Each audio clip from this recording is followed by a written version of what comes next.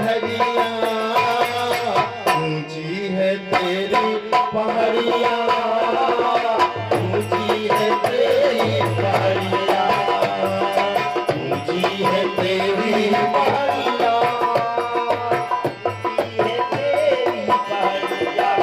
ओ हे त्रिपुरारी, त्रिपुरारी, हे त्रिपुरारी, शरण तुम्हारी, हे त्रिपुरारी, शरण तुम्हारी, जग के दाता ओ भंडारी, जग के दाता ओ भंडारी, कैसे के आऊं दुआरिया, ऊंची है तेरी पहाड़िया, ऊंची है तेरी पहाड़िया, ऊंची है तेरे वर राज किशोरी, जय महेश वर राज किशोरी, जय जय गिरिवर राज किशोरी, जय महेश मुख चंद चकोरी, जय गजबदन खड़ानंद माता, जय गजबदन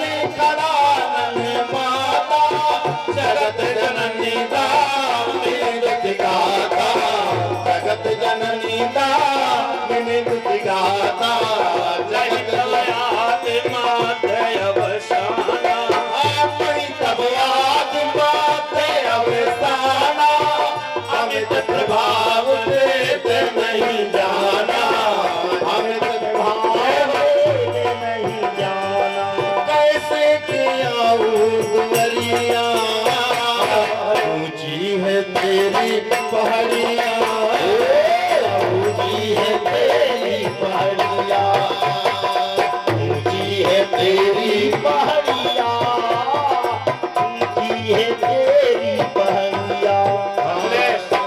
हे त्रिपुरारी शरण तुम्हारी, हे त्रिपुरारी हो शरण तुम्हारी, जय हो जग के दाता हो भंडारी, जग के दाता हो भंडारी, कैसे के आऊं दुआरिया, ऊंची है तेरी पहाड़िया, ऊंची है तेरी पहाड़िया, ऊंची है तेरी पहाड़िया, ऊंची है तेरी पहाड़िया। शंकर जगत बंद जगदीशा, सुर नर मुनि सब नामक सीसा, सुर नर मुनि सब नामक सीसा, सुर नर मुनि सब नामक सीसा, तुम त्रिभुवन गुरु वेद बखाना, आन जीव पामर का जाना, आन जीव पामर का जाना, आन जीव पामर का जाना, शंकर जगत बंद जगदीशा, सुर नर मुनि सब नामक सीसा, सुर नर मुनि सब नामक सीसा, सुर नर मुनि सब नामक सीसा, शशि ललाट सुंदर सिर गंगा, नयन तीन उप बीच भुजंगा, हो नयन तीन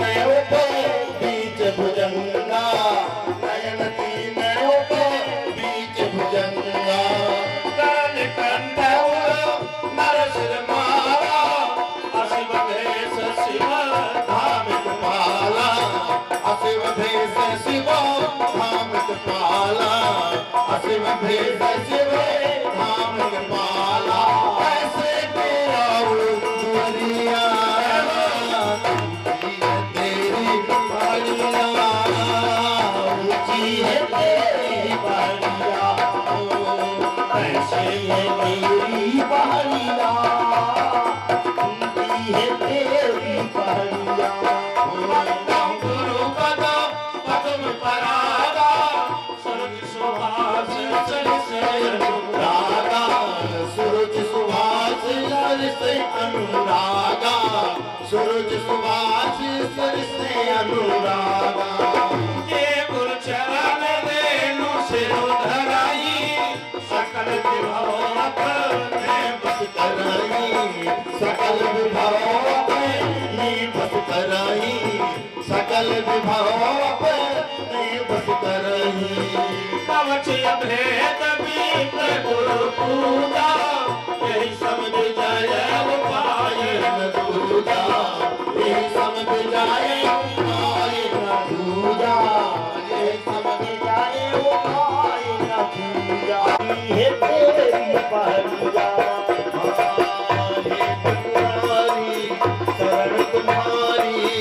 जग के दाता हो भंडारी कैसे प्यारो प्यारिया ऊंची है तेरी पहाड़िया ऊंची है तेरी पहाड़िया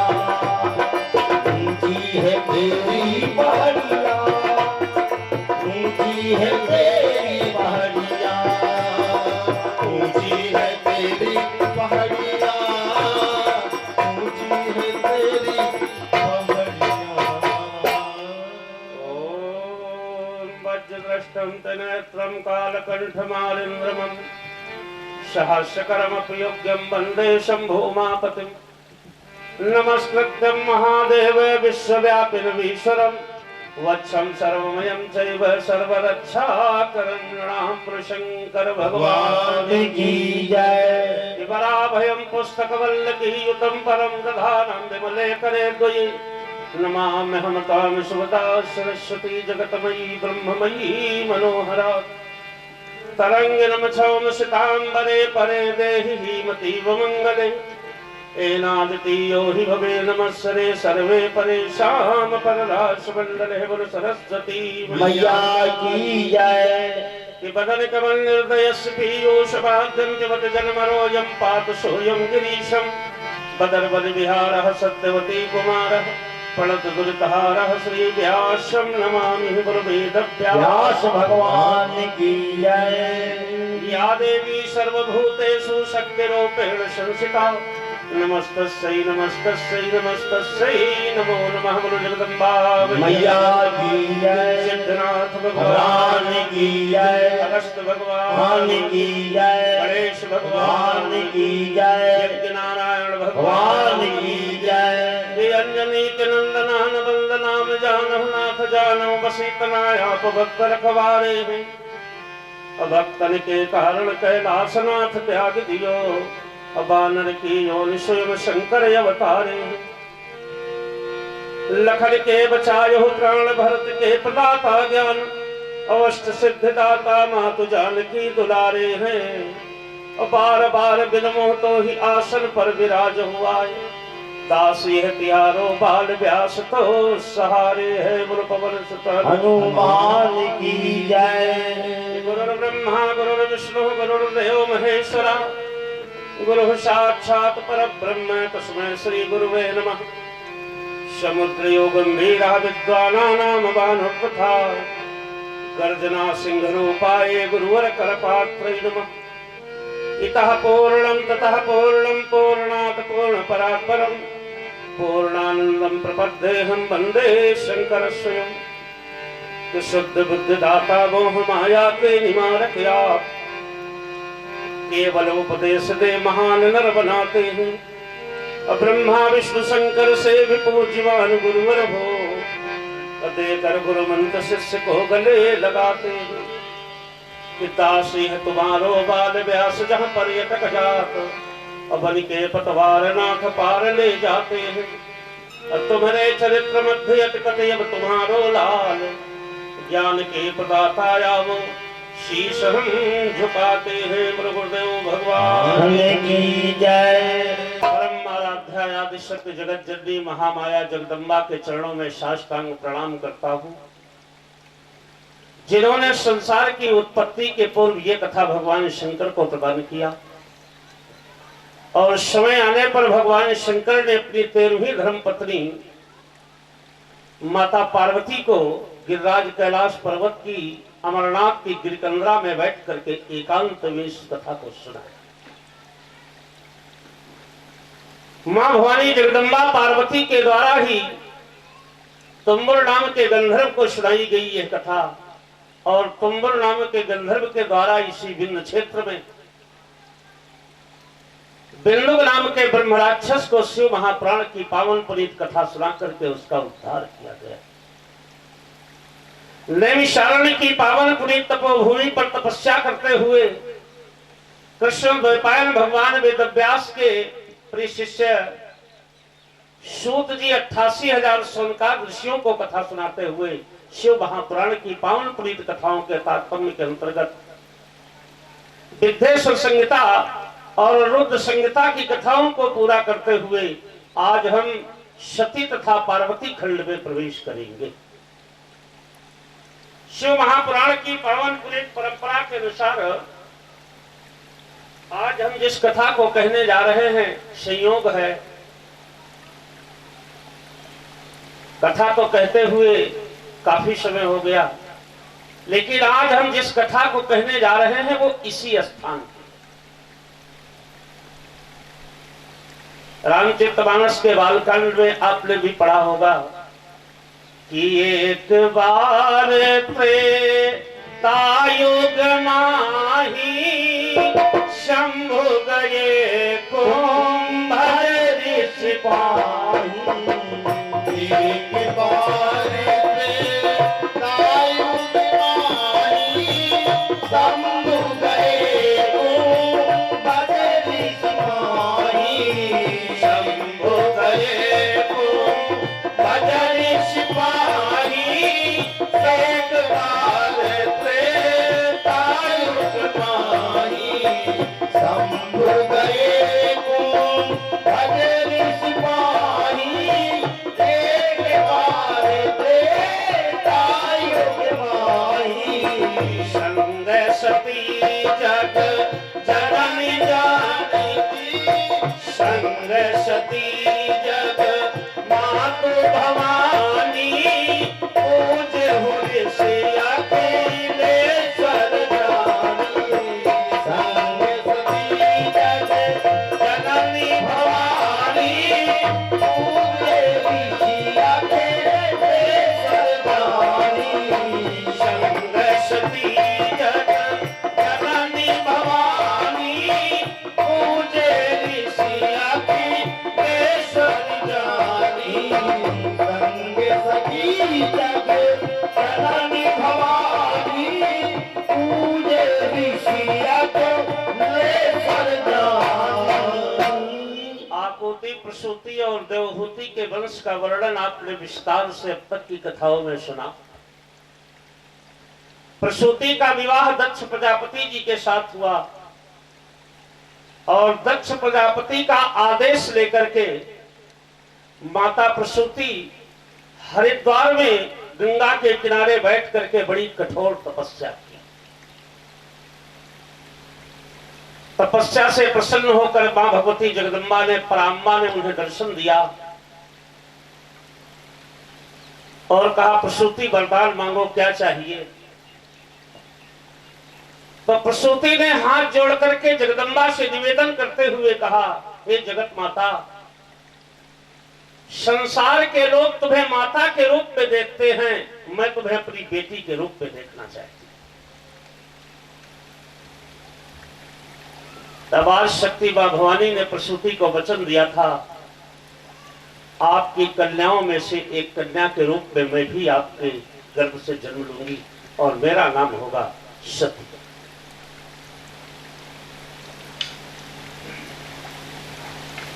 आज शक्ति ब्रह्मा जगदम्बा ने अपने वचन का पालन करने के लिए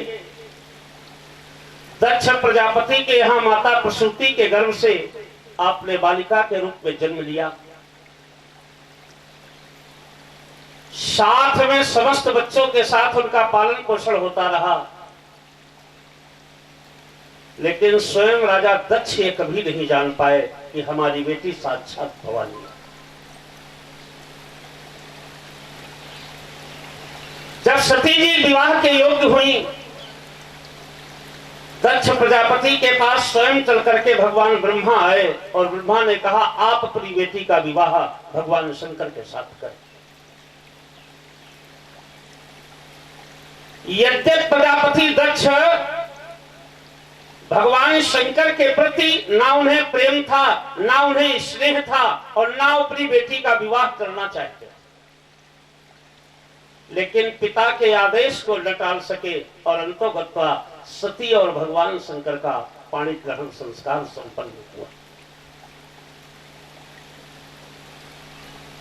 सूत जी कहते हैं, हे शौनकाद ऋषियों, एक बार रामचरितमानस में 14 बार इस शब्द का प्रयोग किया गया है, एक बार। और जहां जहां यह शब्द प्रयोग किया गया है वहां कोई विशेष बात है। जैसे एक बार भूपति बनमाही भय गलान मोरे सुतनाही, एक बार करतल कर बीना गावत गुणगन गाम प्रवीणा, एक बार कैसो सुध पावो कालहु जीत नमस्मा आवहूं, एक बार त्रेता युग माही शंभु गए कुंभज सिपाही। एक बार। सूत जी कहते हैं, हे शौनकाद ऋषियों, भगवान भोलेनाथ त्रैलोक की समस्त विद्याओं के जन्मदाता हैं, फिर भी उनका स्वभाव क्या है? अगर कोई संत महात्मा कहीं पर कथा सत्संग और प्रवचन करता रहता है, या कहीं भगवान शंकर को यह सूचना मिल जाए कि अमुक स्थान पर संत लोग सत्संग कर रहे हैं, प्रवचन कर रहे हैं, तो उसे सुनने के लिए वो जरूर जाते। आज तो 4 अक्षर का ज्ञान हो जाए तो व्यक्ति को घमंड पहले आता है। अगर 4 अक्षर का ज्ञान हो गया और उससे कहीं कह दो वहां सत्संग हो रहा है, चलोगे नहीं? बोले वो तो हम जानते हैं। आप जानते हो, कौन क्या जानता है? इस ब्रह्मांड में सब कुछ जानने वाला केवल एक हुआ है, परमात्मा। अब वो परमात्मा भी सत्संग और संत महात्माओं के प्रवचनों से कभी इनकार नहीं कर पाया। और आज के ये 4 अक्षर पढ़े लोग कहते हम सब जानते हैं। भगवान भोलेनाथ को पता चला कि इसी स्थान पर भगवान शंकर का एक बहुत बड़ा यज्ञ हो रहा है। भगवान शंकर का यज्ञ हो रहा है और वहां पर एक माह का बहुत बड़ा सत्संग कार्यक्रम चल रहा है। और उस सारे के सारे कार्यक्रमों के आचार्य हैं महामुनि अगस्त। स्वयं अगस्त जी व्यास गद्दी पर बैठ करके इस स्थान पर कथा कहना प्रारंभ किया। एक संयोग है, जिस परमात्मा की मैंने जीवन भर पूजा की है, वो परमात्मा भी इस स्थान पर कथा सुनने के लिए आते थे। और आज उन्हीं की कृपा से आज मैं वहां कथा कहने का प्रयास करता हूं।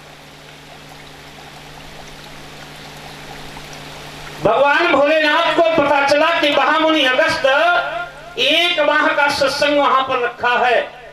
से कहने लगे, अपनी धर्मपत्नी से कहने लगे, आओ सती चले, संतों का सत्संग किया जाए। सत्संग करने के लिए भगवान भोलेनाथ आए।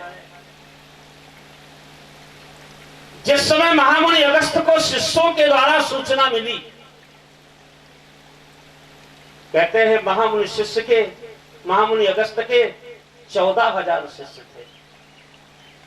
ये जो यहाँ छोटी छोटी बढ़िया बनी हुई है ना, आप 10, 5, 20, 25 दिख रही हैं, ये 14,000 होनी चाहिए। और किसी समय पर यहाँ 14,000 रही हैं। 150 तक तो हमने देख लिया है आज के 25 साल पहले। 25-26 साल पहले यहाँ इतनी थी। अब धीरे धीरे मिटते मिटते देखो वहां 3-4 थी, एक बची है।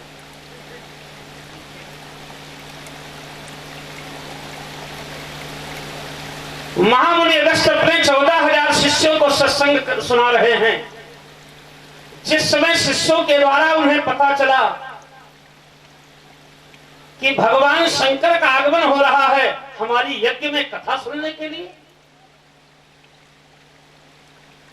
तो बंधुओं सारे कार्यों को छोड़ करके महामुनि अगस्त भगवान भोलेनाथ से मिलने के लिए इस नदी को पार करके आगे स्थान तक गए, जिस स्थान का नाम शिव महापुराण में लिखा है बैल गांव।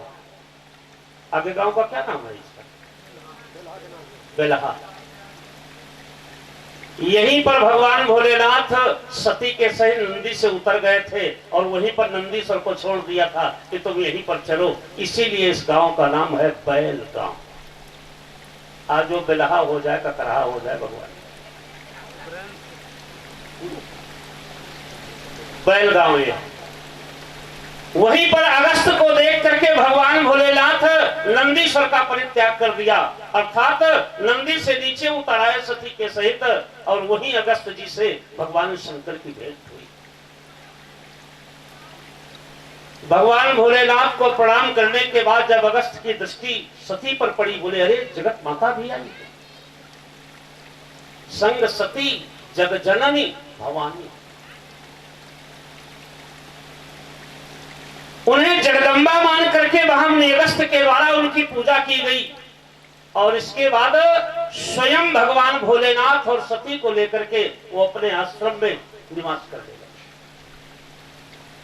बंधुओं, 14,000 शिष्यों को बड़ी प्रसन्नता है, लेकिन एक शिष्य इस स्थान से 6 योजन दूर पर बैठे अकेला रो रहा है, और वो भी अगस्त का शिष्य है।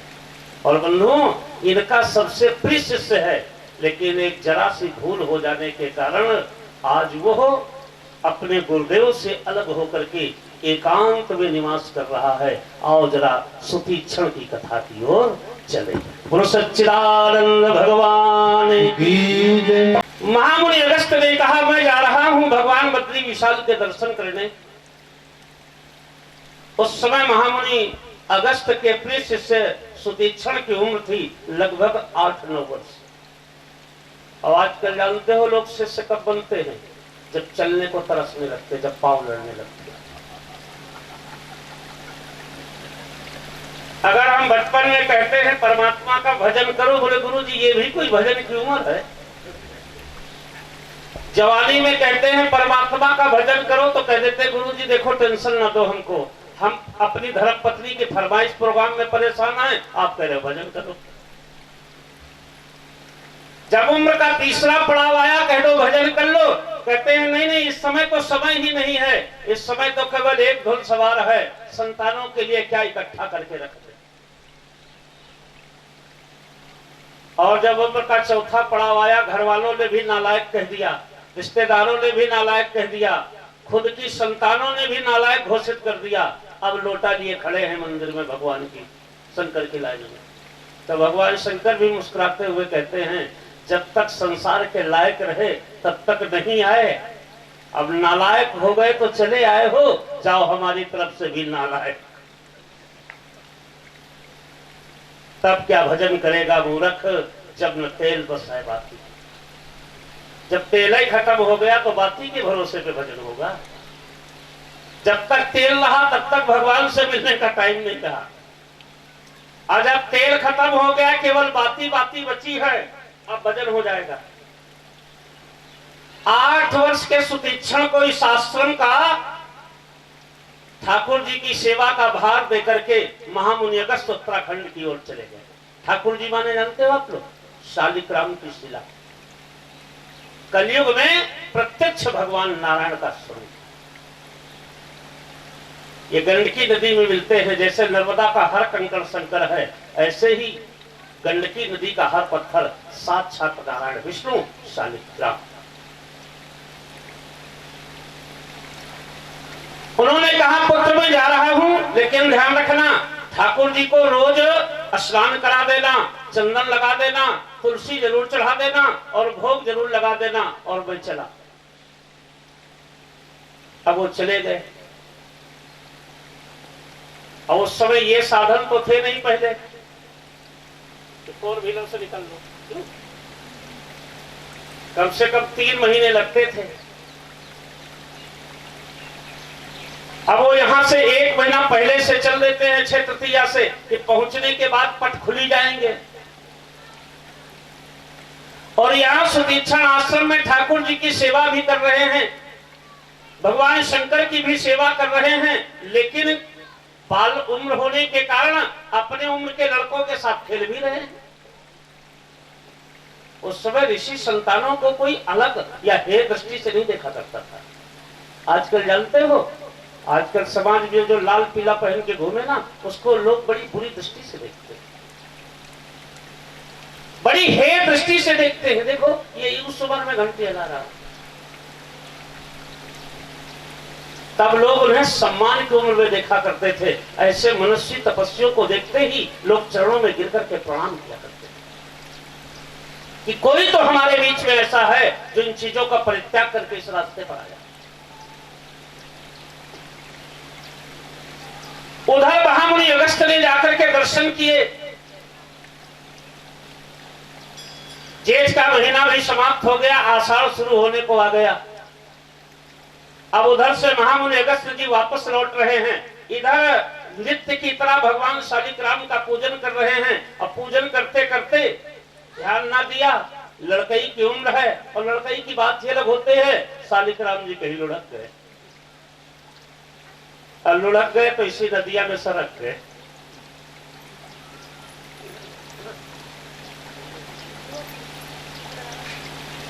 अब शालिग्राम जी चले गए,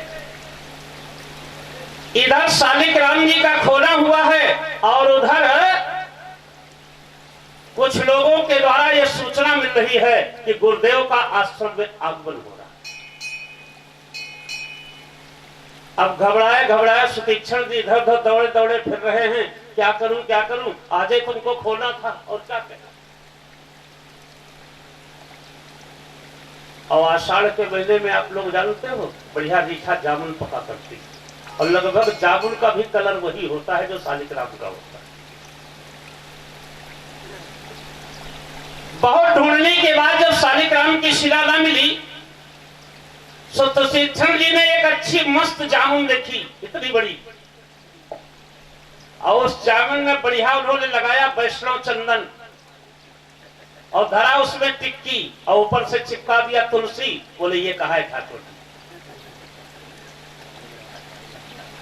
महामुनि अगस्त्य आते ही कहते हैं पुत्र मेरे ठाकुर जी। बोले सरकार वो बैठे हैं, बढ़िया सिंहासन पे सजे रखे थे। अगस्त्य ने दूर से ही प्रणाम किया।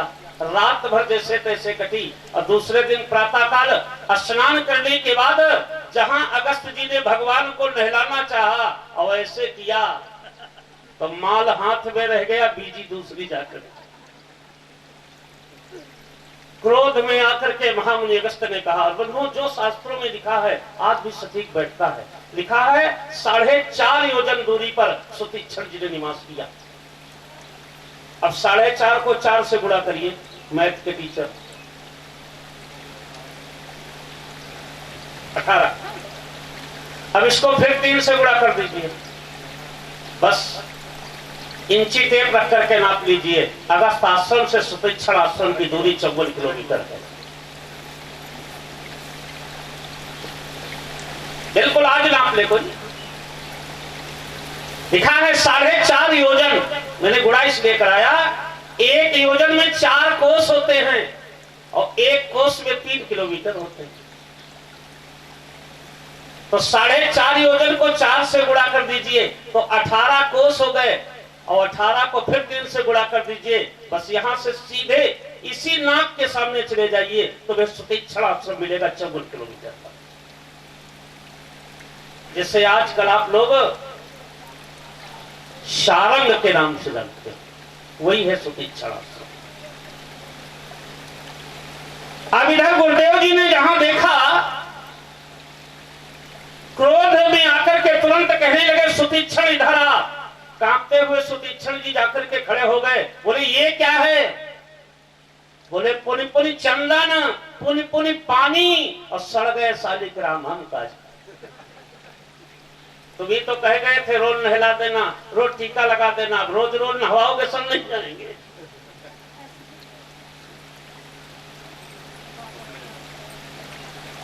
क्रोध में आकर के महामुनि अगस्त्य ने कहा सुतीक्षण मेरे आश्रम से निकल जा और लौट करके अपना ये चेहरा तभी दिखाना जब मेरे ठाकुर जी को लेकर के आना। बंधुओं महामुनि अगस्त्य क्रोध में बोल गए। सोचिए जिसने गुरु के बिना एक जीवन का 1 घंटा काटना मुश्किल समझा हो, उसने 16,000 वर्ष कैसे काटे। लेकिन लौट कर इस आश्रम में सुतीक्षण की नहीं है। 16,000 वर्षों तक लगातार केवल गुरु के ध्यान में रोते रहे, तपस्या में तल्लीन रहे, बड़ी कठोर तपस्या की कि एक दिन ठाकुर जी को लेकर गुरुदेव के पास जाना। भूले नहीं, आजकल के गुरु अगर तेज स्वर से बोल दे तो चेला का व्यवहार खत्म, क्योंकि आजकल के चेला भी सीजनल होते हैं ना। 16,000 वर्षों तक सुतीक्षण इस बात को भुला नहीं पाए कि हमें गुरुदेव जी के पास ठाकुर जी को लेकर के जाना। और संयोग देखिए, और इसी कथा को पूरी करे फिर आए इधर की ओर। अचानक परमात्मा राम लक्ष्मण के सहित, जानकी के सहित सुतीक्षण के आश्रम में पहुंच गए। यद्यपि इस बिंद क्षेत्र में परमात्मा सरभंगा के पास भी गए, गैवीनाथ भी गए, यहां भी 3 रात तक रुके हैं। जिस स्थान पर मैं कथा कह रहा हूं, यहां भगवान राम 3 रात रुके। चित्रकूट के बाद नासिक तक अगर 7 रातें परब्रह्म परमात्मा किसी स्थान पर रुके हैं तो उस स्थान का नाम है सुतीक्षण आश्रम अर्थात सारनाथ। भगवान सुतीक्षण को बहुत चाहते थे। क्यों चाहते थे? बिल्कुल मैं कई बार कह चुका हूं, जो माता पिता गुरु से स्नेह करते हैं उन पर परमात्मा की अलग से कृपा हो जाती है। 7 दिन तक लगातार निवास करने के बाद सुतीक्षण से भगवान ने विदा मांगा और कहा मैं चलना चाहता हूं। तो सुतीक्षण ने रोते हुए कहा, प्रभु एक निवेदन है आपसे। बोले क्या? बोले आप हमारे गुरु जी के पास चलेंगे? यहाँ नहीं बेटा, यहाँ नहीं, वहां नीचे। क्या करें बेचारे, गाड़ी की आदत लोग। बस बैठिए, वो बैठ जाइए, कथा सुनिए। असल में गलती इनकी नहीं है, आज के व्यापारियों ने इस गद्दी की मर्यादा को ही चौपट कर दिया। तो क्या करें बेचारे।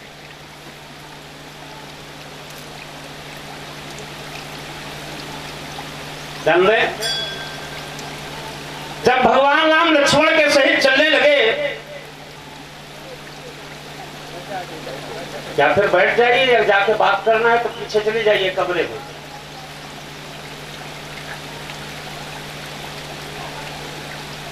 जान रहे, 7 दिन बाद भगवान नारायण कहने लगे सुतीक्षण में चलना चाहता हूं।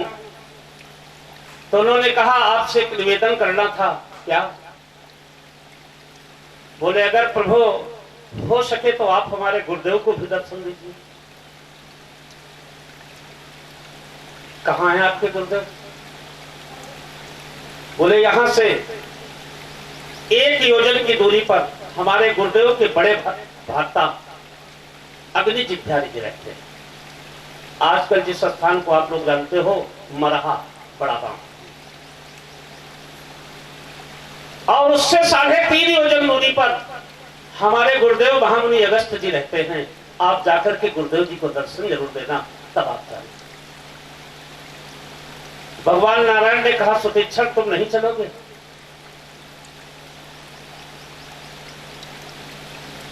सुतीक्षण ने रोते हुए कहा गुरुदेव प्रभु जैसा आपका आदेश मिल जाए, आप कहो तो हम चलने के लिए तैयार हैं। क्योंकि सुतीक्षण पहचान चुके थे कि यही ठाकुर जी। देखिए ये कथा, ये शिष्यों के चरित्र हैं। इस दुनिया का द्वितीय शिष्य हो गए सुतीक्षण। दुनिया के गुरु अपने शिष्य को भगवान के दर्शन कराते हैं, और सुतीक्षण वो महान शिष्य हो गया जिसने अपने गुरुदेव को भगवान के दर्शन कराए।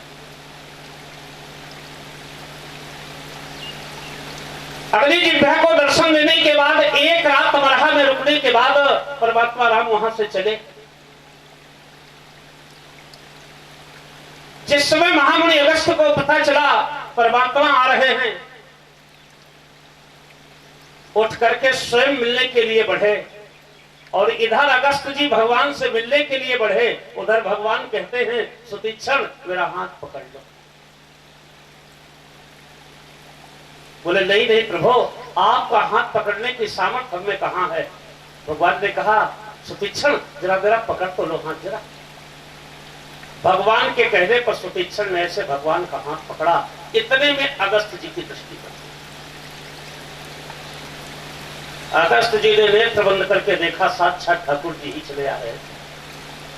उन्होंने कहा, बेटा मैंने तो क्रोध के वशीभूत होकर के कह दिया था, अब ये मुंह अपना तभी दिखाना जब ठाकुर जी को लेकर के आना। आज तो दुनिया का पहला शिष्य है जो भगवान को पकड़ करके गुरु के पास बुला।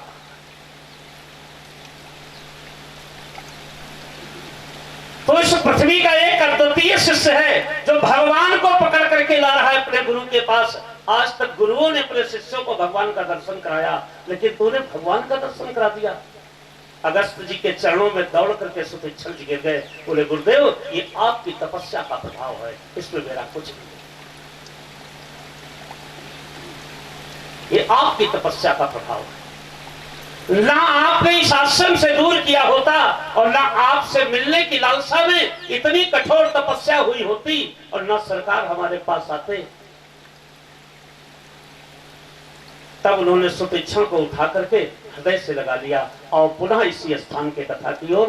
बोलो सच्चिदानंद भगवान की जय। चलना सिखा दिया है गुरुवर, गलना सिखा दिया है, चलना सिखा दिया है गुरुवर, गलना सिखा दिया है। घन घोर आंधियों में जलना सिखा दिया है, घन घोर आंधियों में जलना सिखा दिया है, घन घोर आंधियों में जलना सिखा दिया है, घन घोर आंधियों में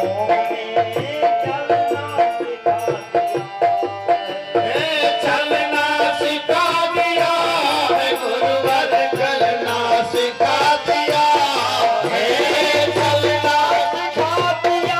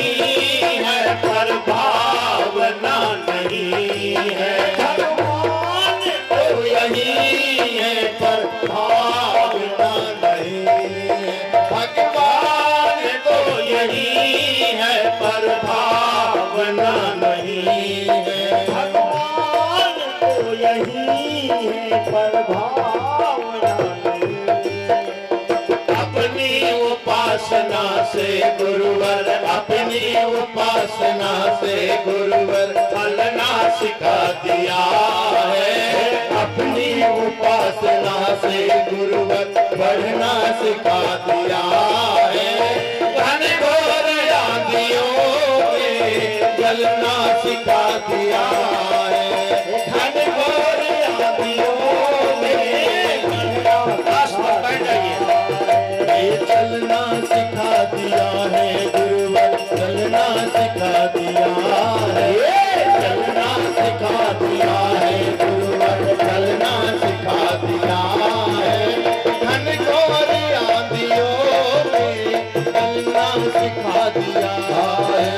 घन घोर आंधियों में बढ़ना सिखा दिया है। चारों तरफ खड़े हैं खलबल पड़ा बिडारे। चारों तरफ खड़े हैं खलबल पड़ा बिडारे। चारों तरफ खड़े हैं खलबल पड़ा बिडारे। खलबल पड़ा बिडारे। आस्तीन में छुपे हैं अपने ही नाम निकाले। आस्तीन में छुपे हैं अपने ही नाम निकाले। आस्तीन में छुपे हैं अपने ही नाम निकाले। आस्तीन में छुपे हैं अपने ही नाम निकाले। कांटों भरी डगर पर गुरुवर कांटों भरी डगर पर गुरुवर चलना सिखा दिया है। कांटों भरी डगर पर गुरुवर चलना सिखा दिया है। घन घोर आंधियों में चलना सिखा दिया है।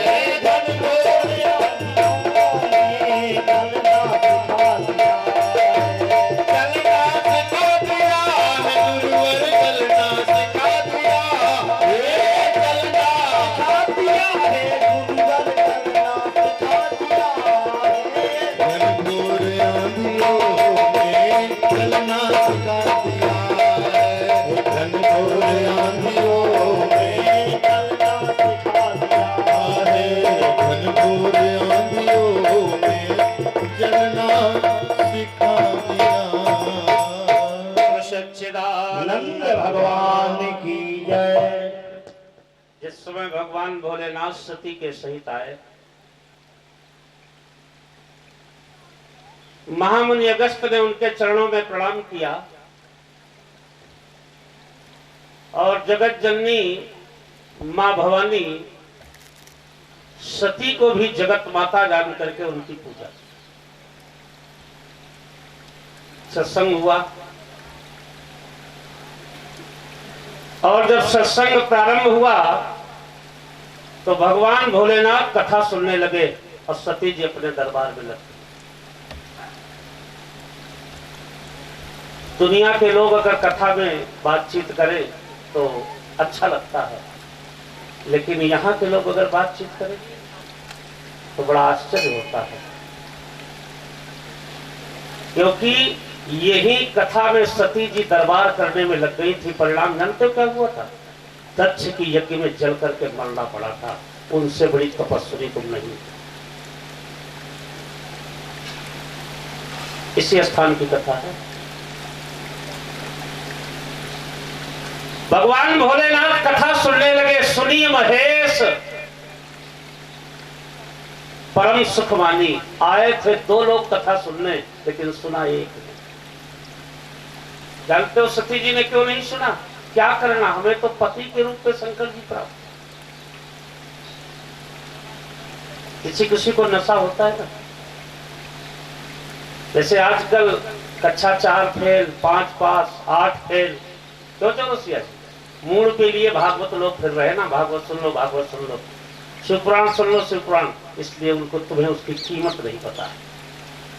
जिसने जीवन में इसको अपनी तपस्या बनाई हो, अगर एक बार जीवन में उसकी पूरी कथा सुनने को मिल जाए, आपको मुक्त होने से कोई रोक नहीं पाएगा।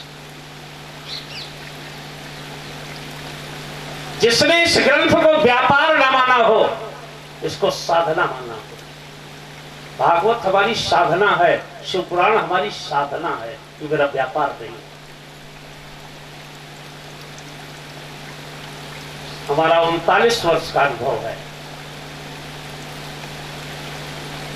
एक एक श्लोक पर मैं नहीं कह सकता हूं, एक एक अक्षर पर हमें चिंतन किया है, शब्द भी नहीं, अच्छा। 76,57,716 अक्षर और मात्राएं हैं शिव महापुराण में। हम लोगों ने एक एक अक्षर पर चिंतन किया है, शास्त्र क्या कहता है, और प्रयास भर जो गद्दी के नियम है उन्हें नहीं टाला। तो ये व्यास गद्दी किसी भी स्थिति में परिणीत परीक्षित के अलावा किसी से नहीं छुआई जाती है, और हमने जीवन में नहीं छुआई, क्योंकि हम अच्छी तरह जानते हैं हमारी पहचान इन कथाओं से है, कथाओं की पहचान हमसे नहीं। हम नहीं थे तब भी ये कथाएं हो रही थी, हम आ गए हैं तो कौन हमने 4 चांद लगा दिया, और बंधुओं जब हम नहीं रहेंगे तो भी ये कथाएं थोड़ी बंद हो जाएंगी, ये कथाएं तो यूं ही चलती रहेंगी। इसलिए हमने कौन इसमें कुछ कर दिया, ये तो परमात्मा का दिया हुआ एक सुंदर मौका है जिसे हमने निभा लिया। बंधुओं अगर ये परमात्मा की कथाएं न होती तो आज शायद हमारा आपका कोई परिचय नहीं।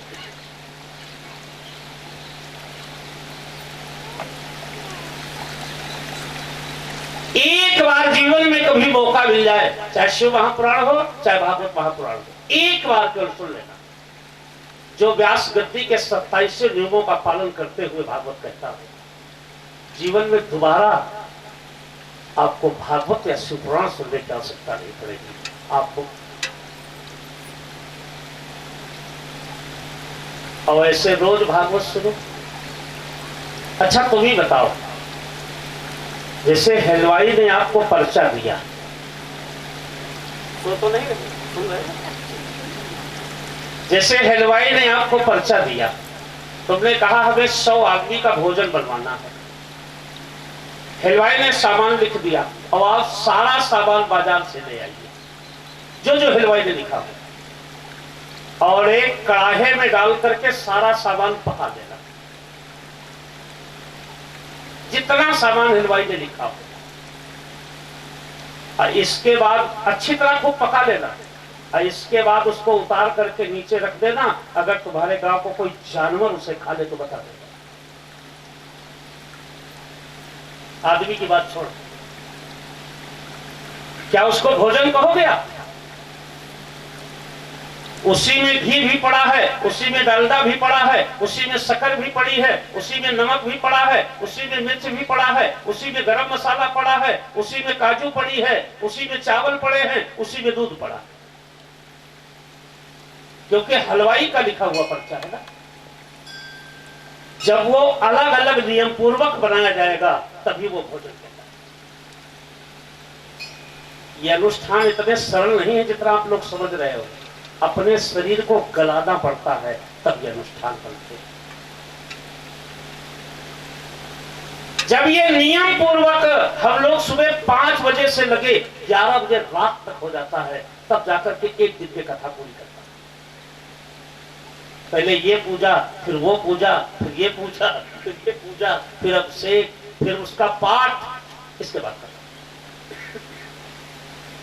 तो जब नियम पूर्वक कोई कार्य किया जाता है तो वो अनुष्ठान बन जाता है, उसका फल मिलता है।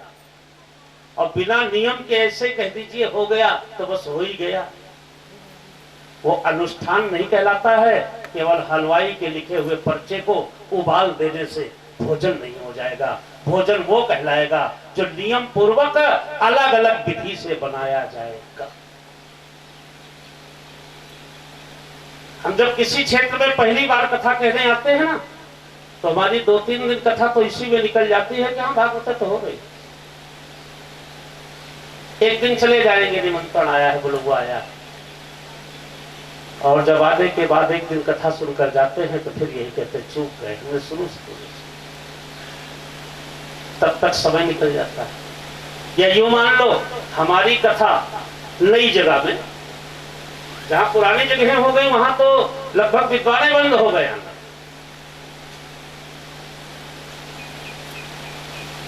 क्योंकि इसी कथा से मैंने प्रत्यक्ष लोगों ने साक्षात नारायण के दर्शन किए। मैंने प्रथम दिन कहा था अगर ध्यान हो कि केवल आज से लगा करके 11 दिन तक जब तक हम इस आसन पर रहे आप ध्यान से केवल देखते रहना, हो सकता आपको पता चल जाएगा कि वास्तविकता क्या है। ये आपके कर्मों का विषय है। लेकिन कहां 11 दिन का मौका है, एक दिन हो। हमारी कथा पहली बार नए क्षेत्र में जब होती है, अब वो 26 जनवरी का झंडा ऊंचा एक है जैसा रहता है।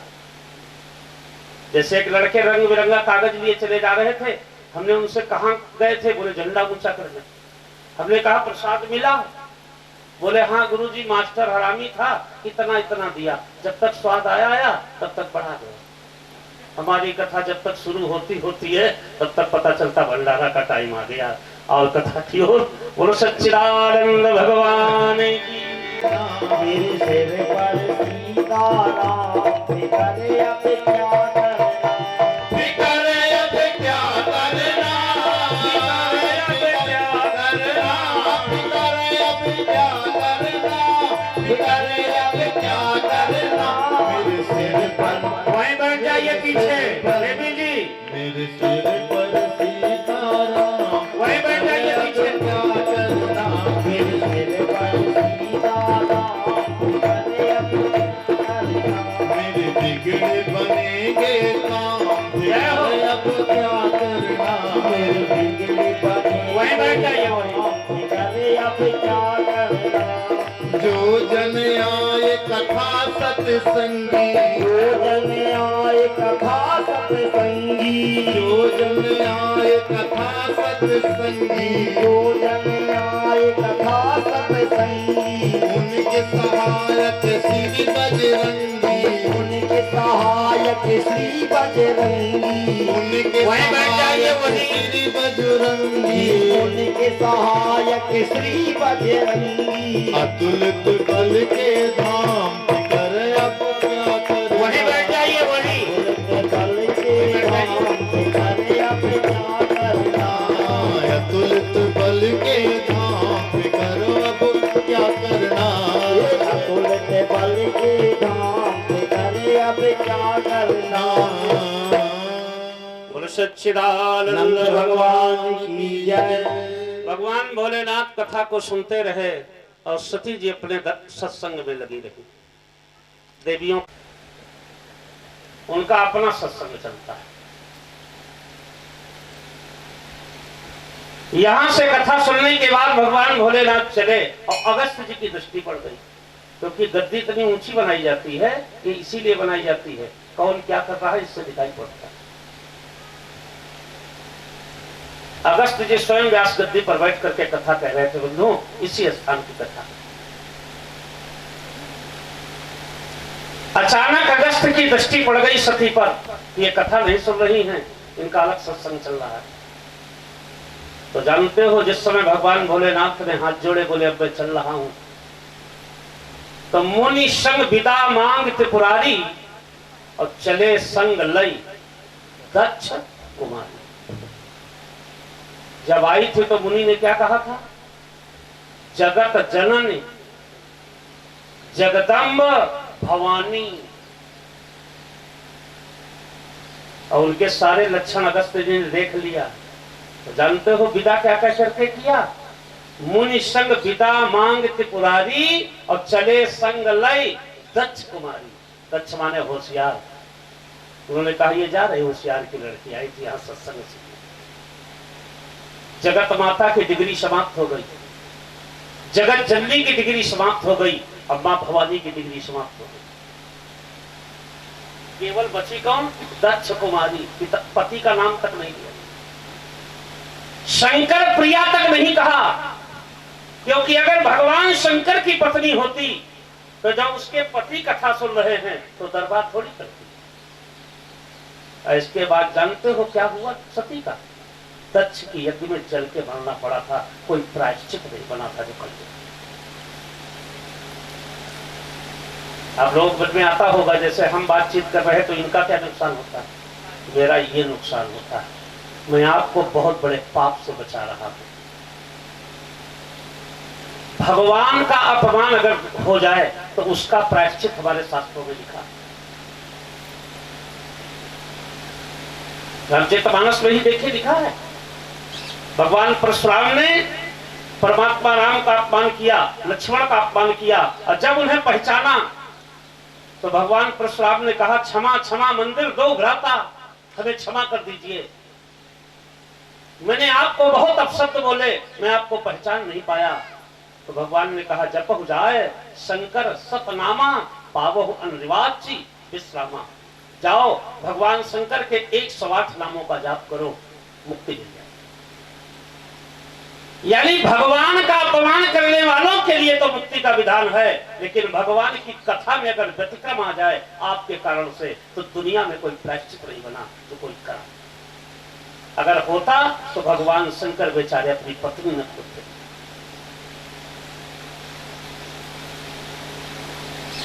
यहां से कथा सुनकर के भोलेनाथ चले, मुनि संग विदा मांग त्रिपुरारी, और चले संग लई दक्ष कुमारी। आगे बढ़े, और आज ही कथा के दौरान महामुनि अगस्त ने कह दिया था कि इस समय परमात्मा वैकुंठ में नहीं है। जैसे आज हम कथा सत्संग के दौरान कहते हैं कि अमुक पेड़ के नीचे जब जाओगे तो एक आदमी मिलेगा, वो भिखारी, जो एक जैसे उदाहरण दे रहे हैं, वो भिखारी नहीं है, आप लोग चक्कर में न पड़ना, अब आपको मिल जाए। तो कौन कौन आदमी सुन पाएंगे कि वो भिखारी नहीं? जिसने सुना होगा। और जो अपने सत्संग में लगा हुआ है उसको कुछ भी कह जाओ, उससे क्या मतलब, वो तो टाइम बांट रहा है। आज के ही सत्संग में अगस्त ने कहा था, इस समय परमात्मा वैकुंठ में नहीं निवास कर रहे हैं, इस समय चक्रवर्ती सम्राट राजा दशरथ के बेटे। खुला मंच से कहा अगस्त, उनकी भार्या सीता का हरण हो गया है, आज वो जंगल जंगल सीता को खोजते फिर रहे हैं। और कथा कहने के बाद समाप्त किया, भोलेनाथ उठे, हाथ जोड़ा, सती जी भी उठी, हाथ जोड़ा, लेकिन सती जी ने सुना ही नहीं था। उनका तो अपना दरबार लगा था, कब आई, कैसे आई, कहां से आई, क्यों आई। और जो भी भगवान भोलेनाथ सती के साथ थोड़ा आगे बढ़े तो देखा राम लक्ष्मण सामने से चल गया। काश अगर सती जी ने कथा सुन ली होती तो इतनी बड़ी घटना न हो। जहां भगवान भोलेनाथ ने देखा कि राम और लक्ष्मण सीता को खोजते हुए चले आ रहे हैं, और वो इधर उधर पूछ रहे हैं, हे खगमृग, हे मधुकर श्रेणी, तुम देखी सीता मृगनयनी। तो जहां भगवान भोलेनाथ ने परमात्मा का ये रूप देखा तो अवसर जान न कीन चिनारी। भगवान भोलेनाथ ने विचार किया कि ये समय उचित नहीं है, इस समय परमात्मा हमारे नर लीला कर रहे हैं, हम उनकी लीला में बाधा क्यों बने। तो वहीं से ऐसे हाथ जोड़ा और जय सच्चिदानंद जग पावन, अस कहि चले मनोज नसावन। धन्य है गोस्वामी तुलसी तुम्हारी विद्वता। हनुमान जी ही बैठ करके तो लिखवा रहे हैं। क्या शब्दावली यहां पर दी है गोसाई जी ने, जय सच्चिदानंद जग पावन। देखिए कौन किसको प्रणाम कर रहा है, ना कहीं नारायण लिखा है, ना कहीं राम लिखा है, ना कहीं शंकर लिखा है, और कह दिया सब कुछ। जय सच्चिदानंद जग पावन। भगवान भोलेनाथ ने कहा सच्चिदानंद घन तुम्हारी जय हो, और कहा किसने, आसका ही चले मनोज नसावन। यानी एक कामी पुरुष का नाटक कर रहे हैं परमात्मा, और कामाली उनको प्रणाम कर रहा है। मनोज नसावन, इसी को शुद्ध बुंदेली भाषा में कहूं, जैसे एक जेब कतरा आ रहा हो और देश का टापर कोई बदमाश हो और हाथ जोड़कर कह दे जेब कतरे से, तुम्हारी जय हो, तुम्हारे हाथ में क्या सफाई है। यानी जो व्यक्ति स्त्री के लिए रो रहा है उसे प्रणाम कर रहा है काम न सावन, काम को भस्म करने वाला, एक कामार पुरुष का नाटक करने वाले भगवान को प्रणाम करते हैं और कहते हैं सच्चिदानंद घन तुम्हारी जय। सती ने कहा महाराज हम अक्सर रोका करते हैं कि भांग ना पिया करो, आखिर आज तुमने ज्यादा पी ली, ये हुआ सत्संग का लाभ।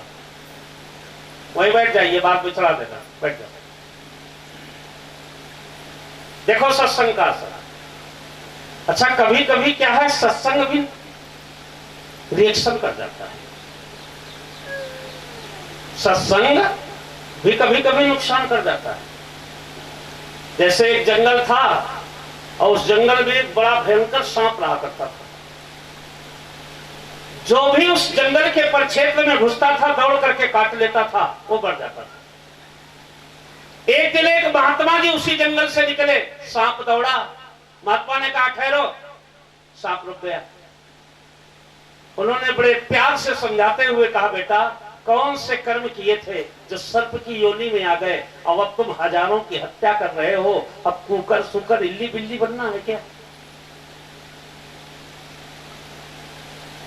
अरे कौन से कुकर्म किए थे जो सर्प की योनि में आ गए, और अब जो ये तुम कुकर्म कर रहे हो इसका फल पाने के लिए 84 लाख योनियों में और भटकोगे, ये गलत कार्य क्यों कर रहे हो? सर्प ने कहा मैंने आपको गुरु मान लिया, बताइए हमें क्या करना है? बोले आज से किसी को ना काटना। उसने कहा जाओ गुरुजी, हमने गुरुदक्षिणा में आपको दिया, नहीं काटेंगे। अब गुरुजी तो चले गए सत्संग करके, गुरु मंत्र दे करके। देखिए गुरु मंत्र भी रिएक्शन करता है, सत्संग भी रिएक्शन करता है। अब गुरुजी तो आराम से दीक्षा देकर के चले गए और सर्प बेचारा अब किसी को काट नहीं सकता। 2-3 लोग घुसे उसमें, देखे सांप बैठा तो है लेकिन पुरस्कार नहीं रहा, तो एक पत्थर उठा करके उसको मारा, तो बेचारा भागा, क्योंकि अब गुरु दक्षिणा में दे चुका है ना कि नहीं काटूंगा। तो किसी ने फिर एक बड़ा पत्थर मारा, अब वो बेचारा भाग रहा और लोग बार बार उसके ऊपर पत्थर मार रहे हैं। 8 दिन में उसकी ये स्थिति हो गई थी कि बेचारे का अंग अंग घायल हो चुका था और बेचारा केवल छिपता फिर रहा था और लोग उसको पीट रहे थे। 8 दिन महात्मा जी फिर उसी स्थान से लौटे, बेचारा एक झाड़ी के नीचे पड़ा कराह रहा था। उन्होंने कहा आओ मेरे दीक्षा शिष्य, बुलाया उन्होंने। तुरंत दौड़ करके सांप आया, बेचारा जिस स्थिति में था उसी स्थिति में आया। उन्होंने कहा ये दुर्दशा तुम्हारी कैसे हुई? बोले आपकी दीक्षा का प्रसाद है, ये सब आपके सत्संग का फल है। देखो रिएक्शन कर रही कि नहीं कर रही दीक्षा। उन्होंने कहा ये आपसे दीक्षा लेने का परिणाम है, आपके द्वारा सत्संग हमने जो किया है उसी का ये फल है। संत ने कहा नहीं नहीं, सत्संग से कभी किसी की दुर्गति होती ही नहीं है। सांप ने कहा हमारी तो दुर्गति हुई सत्संग से। पूरी बात उन्होंने सांप की सुना। अरे बोले पुत्र तुम हमारे मंत्र का अर्थ नहीं समझ पाए, मैंने केवल हिंसा करने को रोका था, फुसकारने को थोड़ी रोका था। सर्प ने कहा लो गुरु बाबा अब जान पाए। स्वामी जी तो चले गए और जहां रोज की तरह दूसरे दिन 2-4 लोग बगीचे में पहुंचे, चलो सांप देखेंगे, और उसने जिस समय मारी है फुसकार, फिर बगीचे के सब बाहर। बेचारे की जिंदगी बन गई केवल फुसकार फुसकार में। तो कभी कभी क्या होता है, सत्संग से भी लोगों की दुर्गति हो जाती है। आज वही स्थिति यहां पर सती जी की। भगवान भोलेनाथ ने हाथ जोड़ करके कहा हे सच्चिदानंद तुम्हारी जय हो। सती जी ने कहा महाराज हम कई बार कह चुकी हैं इतना भांग ना पिया करो, इतना भांग ना पिया करो, अब लो आपको भांग चढ़ गई। अब जब सत्संग नहीं सुने हैं तो उनको तो यही पता चले, सुना होता तो उन्हें पता न होता कि भगवान है।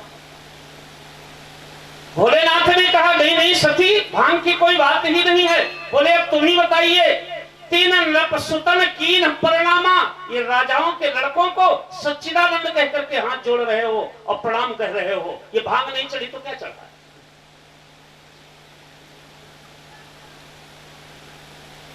भगवान भोलेनाथ समझ गए कि इन्होंने लग रहा कथा नहीं सुनी आज की, ये अब समझ पाए कि क्यों अगस्त जी ने कहा था जाइए दक्ष कुमारी जाइए। अब भगवान शंकर समझ पाए कि इसीलिए ऋषि ने आते समय इनको जगदम्बा नहीं कहा था, तो इनके चरण नहीं धुले थे, टीका नहीं किया था, क्योंकि जान गए थे इनकी औकात क्या है। भगवान भोलेनाथ ने कहा सती जानती हो ये कौन है सामने जो आ रहे हैं? बोले कौन है, अब हमें क्या बताना है, हम अच्छी तरह जान गए हैं, ये राजा दशरथ के पुत्र हैं। इन्हें 14 वर्षों के लिए वनवास मिला है, इनकी जानकी को किसी ने हरण कर लिया है, ये उन्हीं को खोजते फिर रहे हैं, और आप इनको कह रहे हो सच्चिदानंद और ऊपर से कह रहे हो प्रणाम। तो भगवान भोलेनाथ ने कहा सती ये कौन है बताऊं? कि भद्र यह भद्र रूप बालक साधारण राजकुमार नहीं, साधारण राजकुमार नहीं, साधारण राजकुमार नहीं। ये विश्वंभर यह अखिलेश्वर कमलापति के अवतार यही।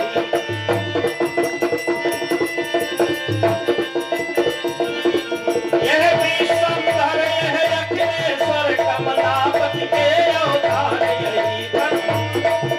अवतार नहीं, कमलापति के अवतार नहीं। इस मुनि जन जिनको ध्याते हैं योगी न ध्यान में पाते हैं, योगी न ध्यान में पाते हैं, योगी न ध्यान में पाते हैं। ब्रह्मा शंकर जिनको भजते जो परम ब्रह्म कहलाते हैं, जो परम ब्रह्म कहलाते हैं, जो परम ब्रह्म कहलाते हैं। ब्रह्मा शंकर जिनको भजते जो परम ब्रह्म कहलाते हैं, जो परम ब्रह्म कहलाते हैं, जो परम ब्रह्म कहलाते हैं। भगवान भोलेनाथ ने कहा सती तुम नहीं जान पाई इनको कौन है? ये अखंड कोट ब्रह्मांड नायक शेषनाग की सैया पर सोने वाले भगवान नारायण। सती जी ने कहा महाराज ज्यादा भांग न पिया करो, बस आपको राजाओं के लड़के परमात्मा लग रहे हैं, चलो अच्छा कैलाश चलो, छोड़ो बात को। भगवान भोलेनाथ ने कई बार समझाने की कोशिश की, लेकिन बंधुओं समझ में नहीं आया। क्यों? सत्संग से दुर्दशा हो चुकी थी ना, हमने बताया नहीं, कभी कभी सत्संग रिएक्शन कर जाता है, जैसे दवा रिएक्शन करती है ना, इसी प्रकार कुछ लोगों को प्रभुता रिएक्शन करती है, धन रिएक्शन करता है, सम्मान रिएक्शन करता है। नीच प्रवृत्ति का व्यक्ति हो और एक हफ्ता अपने आप नमस्कार करके देख लो, कोई आप अपने गांव में ट्राई कर लो, केवल एक हफ्ता अपनी तरफ से जहां वो मिल जाए हाथ जोड़ के कह दो भैया नमस्ते, भैया नमस्ते, पूरे गांव में चर्चा का विषय बन जाएगा। वो हमें डरते हैं क्योंकि उसको नहीं सम्मान सूट कर रहा है।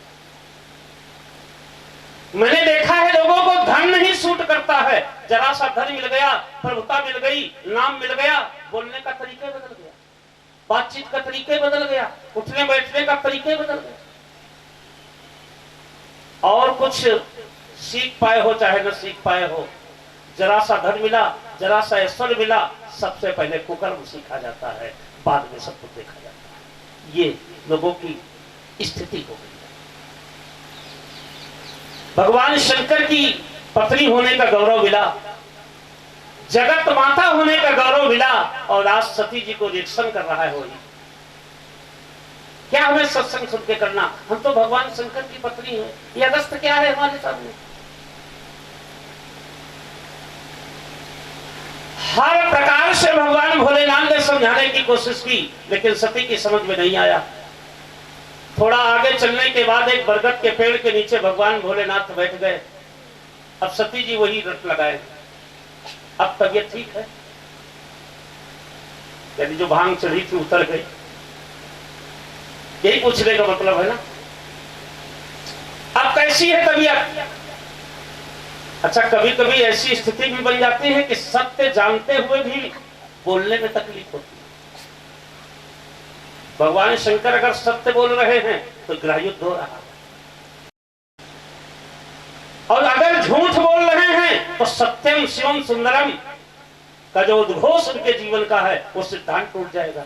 तो उन्होंने मौन ही सोचा, मौन रहे, फिर विचार करने लगे। सती, मैं इसी जगह थोड़ी देर विश्राम कर रहा हूं। तो सती ने कहा, मैं अभी आ रही हूं। तो भोलेनाथ ने मन ही मन कहा, जाओ।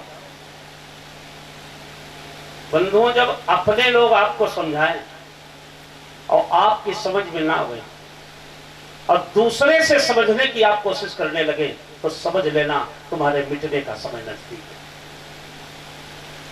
ये सूत्र है, ये सिद्धांत है। जब अपने लोग खराब लगने लगे और पराये लोग अच्छे लगने लगे तो समझ जाना तुम्हारे उन्नति के दिन पूरे हो गए। आज भगवान शंकर की बात इनकी समझ में नहीं आ रही है और परीक्षा लेने के लिए जा रहे हैं। उन्होंने कहा, बैठिए भोलेनाथ, मैं अभी आ रही हूं। और भगवान शंकर तो जानते ही थे। मन ही मन भगवान शंकर कहने लगे, जाओ, अगर हमारे कहने से नहीं समझ में आ रहा तो संसार समझा लेगा। और बंधुओं, अगर सही बात सही लोगों के कहने से नहीं समझ में आती है ना तो समय अपने आप समझा लेता। अच्छे अच्छों की समझ में आ गया। अरे रावण, दुर्योधन, कंस जैसे समझ गए तो फिर हम आप लोग क्या है, कीड़े मकोड़े। जब संतों की बातें, अच्छे व्यक्तियों की बातें, महापुरुषों की बातें, सद्गुरुओं की बातें व्यक्ति की समझ में नहीं आती हैं तो फिर जानते हो किस पे छोड़ देता है, छोड़ो इन्हें, इन्हें समय अपने आप समझा लेगा। अब बंधुओं, समय ने अच्छों को समझा लिया।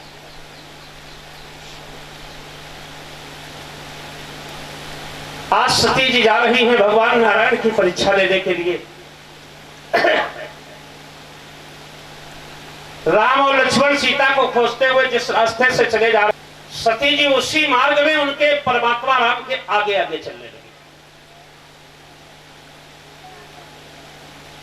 परीक्षा लेने तो सती जी जा रही हैं लेकिन स्वयं अपने आप फेल हो रही है। सीता कभी भी भगवान राम के आगे चल ही नहीं सकती हैं। वो तो राम पथगामिनी हैं, सदैव राम के पीछे चली हैं और सती जी आगे आगे चली।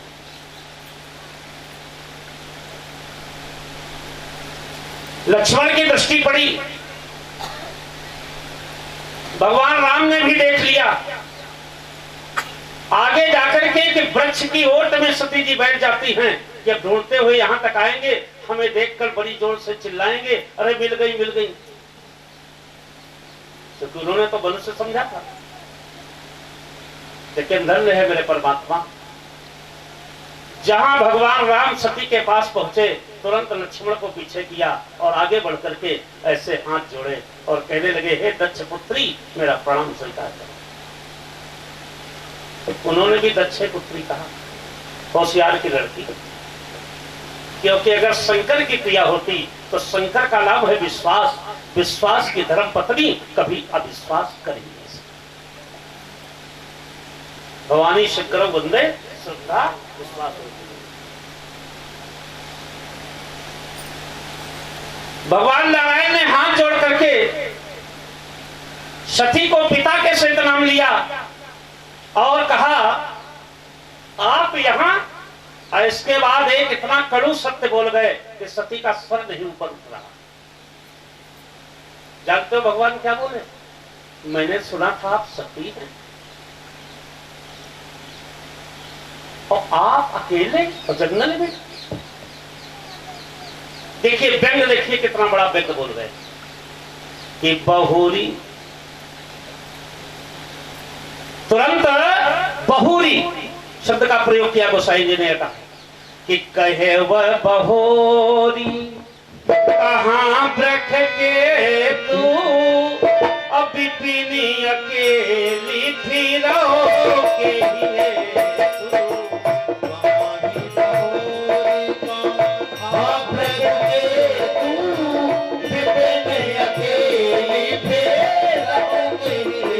तू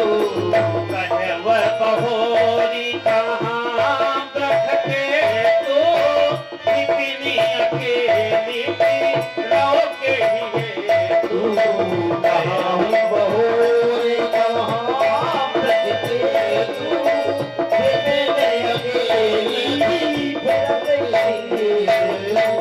भगवान का बहुत बड़ा वाक्य है समझदार के लिए। भगवान ने हाथ जोड़ा और कुछ कह तो सकते नहीं थे क्योंकि भगवान शंकर की पत्नी हैं, लेकिन बहुत कुछ कह दिया।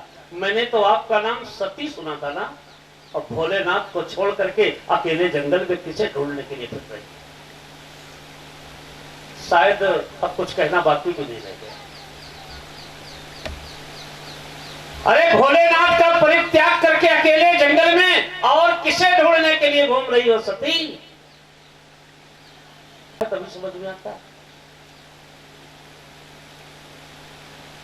जो भगवान का अपमान करने पर उतर जाता है, भगवान उसी भाषा में उसका उत्तर दे देते।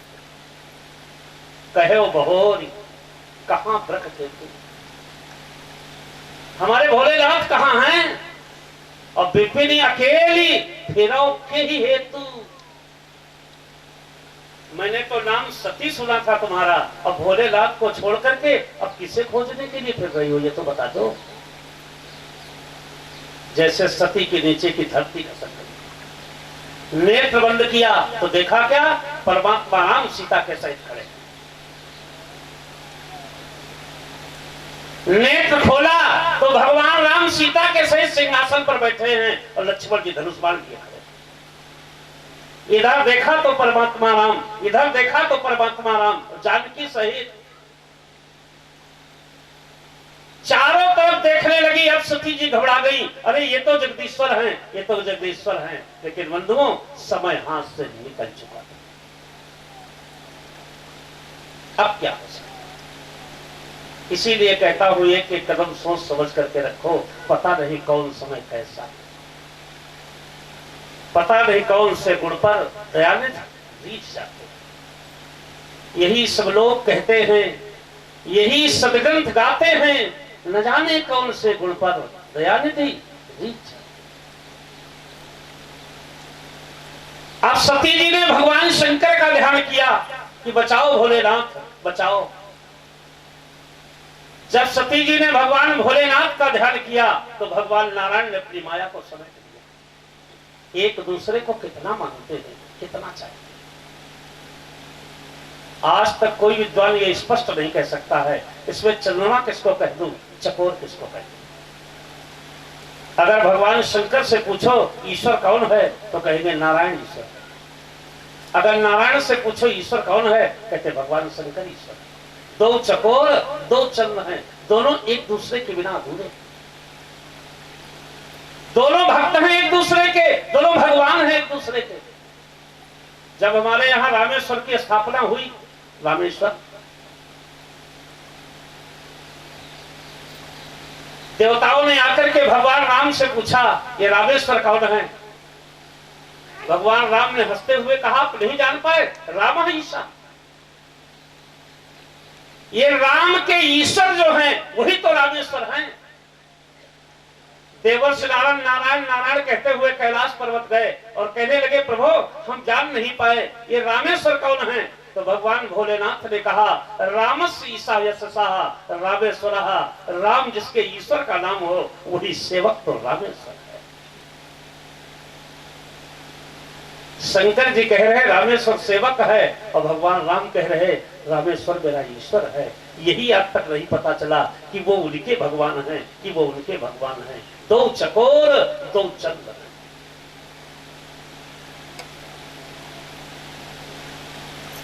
बहुरी राम माये सिर नावा। लेकिन धन्य है भोलेनाथ, आप जैसा गृहस्थ जीवन कौन निर्वाह कर पाएगा। ऐसी स्थिति वाली सती के साथ भी आपने जीवन निर्वाह किया और कोई बिगाड़ नहीं।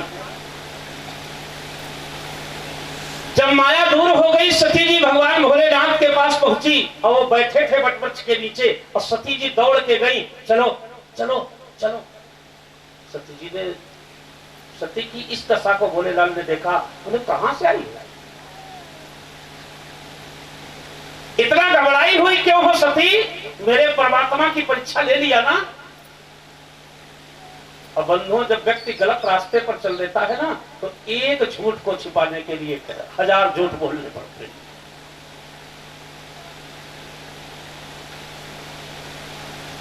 जहां भगवान भोलेनाथ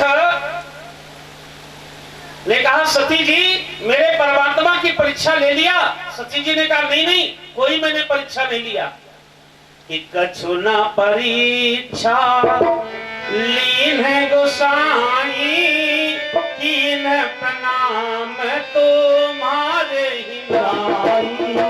कछु न परीक्षा लीन है गोसाई, कीन प्रणाम तुम्हारे नाई। कछु न परीक्षा लीन है गोसाई, कीन प्रणाम तुम्हारे नाई। कछु न परीक्षा लीन गोसाई, कीन प्रणाम तुम्हारे नाई।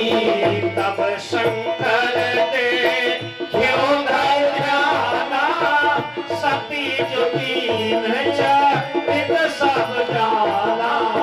तब जाना, तब शंकर दे क्यों धर ध्याना, सती है जो कीन चरित सब जाना। तब शंकर दे क्यों धर जाना, सती जो कीन चरित सब जाना। तब शंकर देखे उधर ध्याना, सती जो कीन चरित सब जाना। भगवान भोलेनाथ ने कहा मेरे परमात्मा की परीक्षा ले लिया तुमने ना? बोले नहीं, हमने कोई परीक्षा नहीं की। लो एक और झूठ। कछु न परीक्षा लीन गोसाई, और कीन प्रणाम तुम्हारी नाई। जैसे तुमने कहा था ना सच्चिदानंद की जय हो, यही कह के चली आई है। भोलेनाथ ने कहा यही करना था तो वही कर लेती। लेकिन धन्य है परमात्मा भगवान शंकर, आपसे बड़ा कृपालु कौन होगा। बहुरी राम माये सिरनावा, और प्रेरी सती जो झूठ बुलावा। यह है भगवान शंकर की मान्यता। उन्होंने अपनी धर्म पत्नी में दोष नहीं देखा।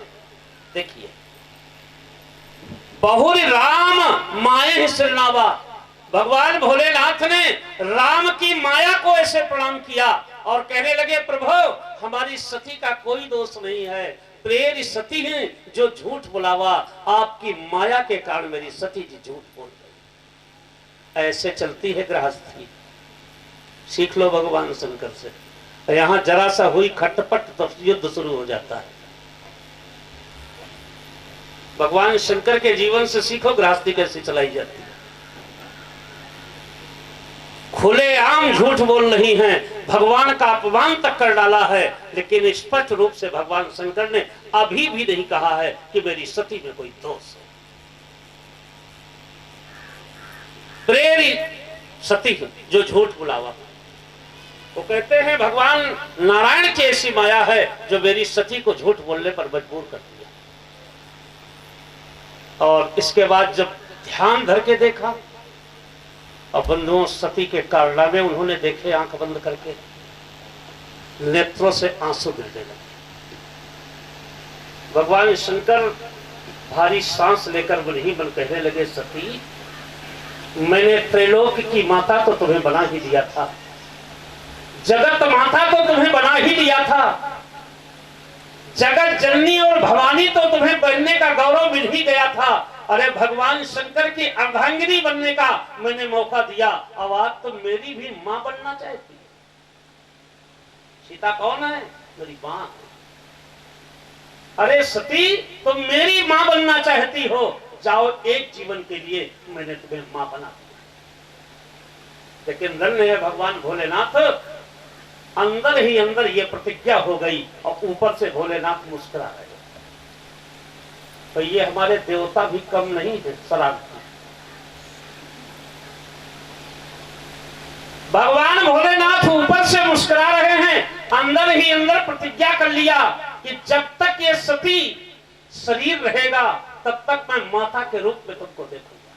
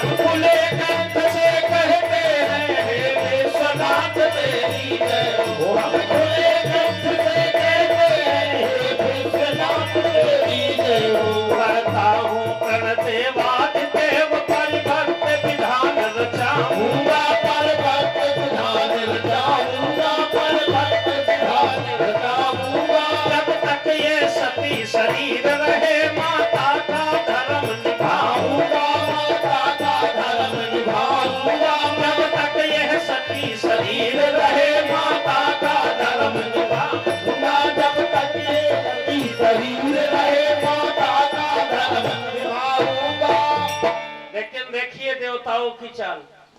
भगवान भोलेनाथ ने मन ही मन कह दिया, जब तक ये सती शरीर रहे माता का धर्म निभाऊंगा। और जहां चले कैलाश पर्वत की ओर, अब सती जी पीछे पड़ी, चली, ऊपर से देवता फूल बरसाने लगे। और जानते हो क्या कह रहे? हे विश्वंभर तेरी जय हो, कैलाशपति तेरी जय हो, हे विश्वनाथ तेरी जय हो। विश्व में कौन प्रणधारी है ऐसा प्रण करके निर्भय हो। देवता कहते हैं दुनिया में आज तक ऐसा कोई पुरुष ही नहीं जन्मा तीनों लोकों में जो इतनी कठोर प्रतिज्ञा करने के बाद अपने जीवन का निर्वाह कर ले जाए। अरे विश्वनाथ आप जैसी प्रतिज्ञा कोई नहीं कर सकता, आपकी जय हो, आपकी जय हो। और फूल फेंक रहे। अब सती जी कह रही महाराज कौन सी प्रतिज्ञा? देखिए भगवान शंकर का जीवन दर्शन। सती जी कह रही है कौन सी प्रतिज्ञा? अब भगवान भोलेनाथ विचार कर रहे हैं, अगर सत्य बोल रहा हूं तो गृहस्थी गड़बड़ा रही है, और अगर झूठ बोल रहा हूं तो सत्यम शिवम सुंदरम की मर्यादा जा रही है। तो जानते हो हमारे परमात्मा ने क्या किया? कहने लगे सती एक बार और अपन लोग घूमने गए थे ना उस जगह, देखिए, यानी ना सही बोल पा रहे हैं ना झूठ बोल पा रहे हैं। अरे जब बोलने है तो कुछ बोलो। तो बोल क्या रहे हैं?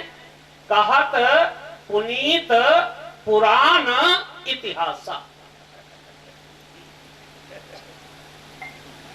पुरानी बातें याद कर करके सती जी को सुनाने लगे। एक बार अपन वहां गए थे, एक बार वहां गए थे, एक बार वो महात्मा के यहां गए थे। और सती जी कह रहे महाराज वो बात बताओ,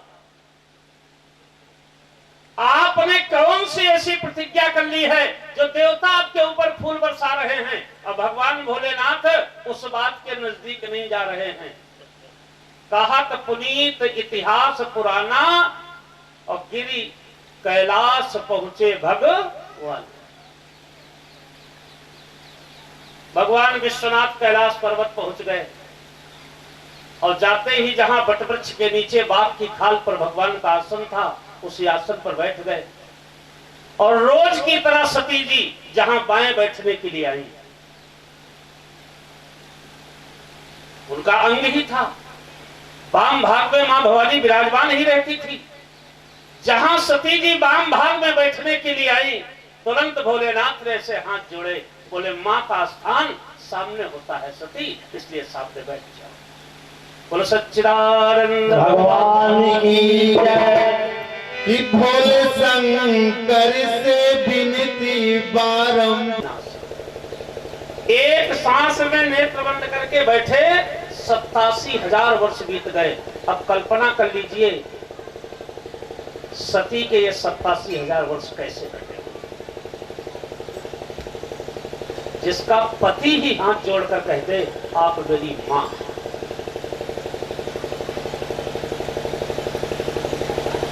अब सती जी केवल रात दिन एक बात विचार रही हैं, हे भगवान ये शरीर नष्ट कब होगा? इसी को कहते हैं जब चूक जाता है ना व्यक्ति तो मौत नहीं मांगे मिलती है। आज सती जी शरीर को नष्ट करना चाहती हैं लेकिन कोई उपाय नहीं मिल रहा है। इस शरीर को कैसे नष्ट करें? उसी समय सती के पिता दक्ष को उस समय प्रजापति बना दिया गया। दक्ष प्रदेश भयेत ही काला, दक्ष को प्रजापति बना दिया गया। एक बार भगवान भोलेनाथ और दक्ष का कुछ विवाद हो गया था। जब दक्ष को प्रजापति बनाया गया तो अध्यक्ष जी का संबोधन होना था। दक्ष जी का भाई प्रजापति अध्यक्ष बनाए गए तो उनका संबोधन समारोह था, स्वागत समारोह। तो उसमें सभी देवता यक्ष गंधर्व बुलाए गए, भगवान ब्रह्मा विष्णु महेश भी बुलाए गए। और शंकर जी का तो काम ही था, जहां बैठते थे वहीं उनके हृदय में राम निवास करते हैं, राम रमण करते हैं। वो 24 घंटे परमात्मा राम में ही लीन है। थोड़ा सा मौका मिल गया होगा, बैठने की अच्छी व्यवस्था की गई होगी, कूलर एसी वगैरह की, स्वागत समारोह है ना। तो भगवान भोलेनाथ ने नेत्र बंद किए, भगवान राम के ध्यान में मस्त हो गए। इतने में दक्ष प्रजापति जी आ गए। सारी सभा अपने आसन से उठ करके खड़ी हो गई। अब जो कोई वहां हो वो खड़ा हो। और जब शंकर जी ध्यान में ही हैं, और वो ऐसे भी नहीं खड़ा नहीं होना चाहिए, तो त्रिदेव हैं। और जो देहाभिमानी होता है ना, वो ये नहीं देखता है कि इनका बन क्या रहा है, वो सदैव ये कभी ढूंढता है कि इनका गलत कहां हो रहा है। ऐसे समाज में बहुत लोग होते हैं। आप कितना अच्छा काम कर डालो, उसे अच्छे से मतलब नहीं है, वो खाली इस ढूंढने के चक्कर में लगा रहता है कि इनकी कमजोरी कहां।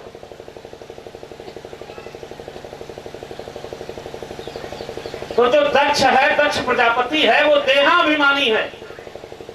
सारे लोग उठकर के खड़े हो गए, दक्ष प्रजापति ने उनको नहीं देखा। और केवल 3 लोग नहीं खड़े हुए थे, उनको देखा। कौन कौन नहीं खड़े हुए थे? ब्रह्मा नहीं खड़े हुए। तो दक्ष ने ऐसे हाथ जोड़कर कहा, पिताजी प्रणाम, आप हमारे पिता हैं। भगवान नारायण नहीं खड़े हुए थे, तो दक्ष ने हाथ जोड़कर कहा, जगत पिता नारायण, मेरा प्रणाम स्वीकार करिए। और इसके बाद दक्ष ने देखा कि शंकर जी नहीं खड़े हुए, तो जानते हो क्या बोलने लगा? अरे मरकट लोचन, बंदरों जैसी आंखों वाला, मैंने अपने पिता ब्रह्मा के कहने पर तुझे अपनी लड़की ब्याह दी थी। मैं नहीं जानता था तू इतना असभ्य होगा कि मेरे आने पर तू आसन से उठकर नहीं खड़ा होगा। तब शंकर जी चौंके, जब किसी ने असभ्य कहा। अब शंकर जी जल्दी जल्दी चौंके तो देखा सम्मान समारोह की जगह गाली समारोह चल रहा था। शमशान घाट पर रहने वाले दिगंबर, कपाली, ब्याली, नरमुंडों की माला पहनने वाले, तू तो किसी समाज में बुलाने लायक नहीं है। मैंने ब्रह्मा के कहने पर तुझे काट दे दिया था, आज के बाद जीवन में कभी नहीं बुलाऊंगा, निकल जा मेरी सभा से। अब शंकर जी बेचारे अभी अभी निद्रा, योग निद्रा टूटी थी, वो समझे नहीं पाए इतनी जल्दी जल्दी हो क्या गया। हम आने से जगे और तुरंत गाली समारोह सुना।